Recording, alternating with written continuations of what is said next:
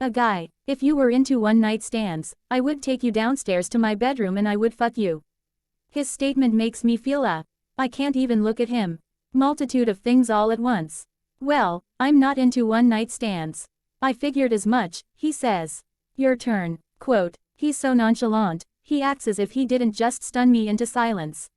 I need a minute to regroup after that one, I say with a laugh. I try to think of something with a little shock value, but I can't get over the fact that he just said that. Out loud. Maybe because he's a neurosurgeon and I never pictured someone so educated throwing around the word fuck so casually. I gather myself, somewhat, and then say, okay. Since we're on the subject, the first guy the first ever had sex with was homeless. He perks up and faces me.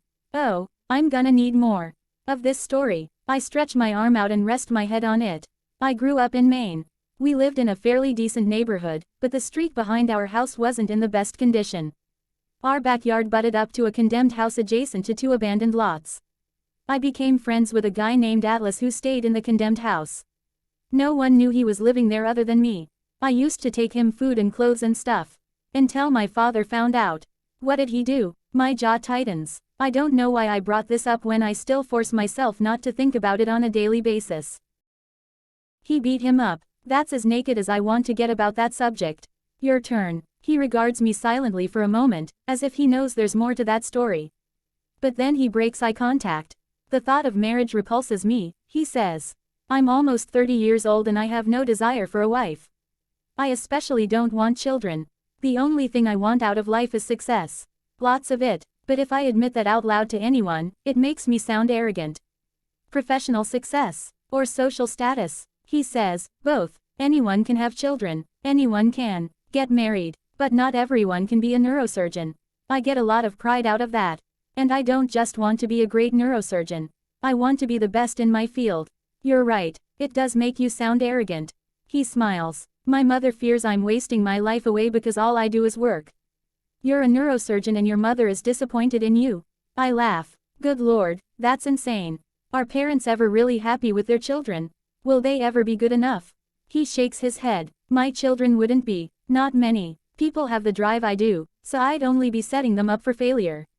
That's why I'll never have any. I actually think that's respectable, Ryle. A lot of people refuse to admit they might be too selfish to have children. He shakes his head. Oh, I'm way too selfish to have children. And I'm definitely way too selfish to be in a relationship. So how do you avoid? He cuts his eyes to me, and there's a slight grin affixed to his face. When I have time, there are girls who satisfy those needs. I don't lack for anything in that department, if that's what you're asking. But love has never appealed to me. It's always been more of a burden than anything. I wish I looked at love like that. It would make my life a hell of a lot easier. I envy you. I have this idea that there's a perfect man out there for me. I tend to become jaded easily, because no one ever meets my standards. I feel like I'm on an infinite search for the Holy Grail. You should try my method, he says. Which is, one-night stands. He raises an eyebrow, like it's an invitation. I'm glad it's dark, because my face is on fire. I could never sleep with someone if I didn't see it going anywhere. I say this out loud, but my words lack conviction when I say it to him. He drags in a long, slow breath, and then rolls onto his back. Not that kind of girl, huh? He says this with a trace of disappointment in his voice. I match his disappointment. I'm not sure I'd even want to turn him down if he made a move, but I might have just thwarted that possibility. If you wouldn't sleep with someone you just met. His eyes meet mine again. Exactly how far would you go? I don't have an answer for that. I roll onto my back because the way he's looking at me makes me want to rethink one-night stands. I'm not necessarily against them, I suppose. I've just never been propositioned for one by someone until now, I think. Is he even ways been terrible at flirting, propositioning me? He reaches out and grabs the edge of my lounge chair. In one swift movement and with very minimal effort, he drags my chair closer to him until it bumps his.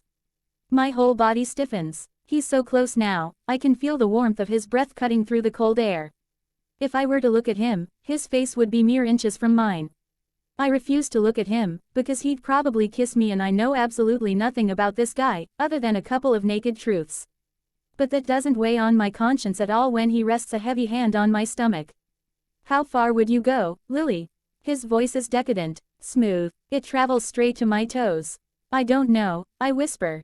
His fingers begin to crawl toward the hem of my shirt. He begins to slowly inch it upward until a slither of my stomach is showing. Oh, Jesus, I whisper, feeling the warmth from his hand as he slides it up my stomach. Against my better judgment, I face him again and the look in his eyes completely captivates me. He looks hopeful and hungry and completely confident. He sinks his teeth into his bottom lip as his hand begins to tease its way up my shirt. I know he can feel my heart thrashing around in my chest.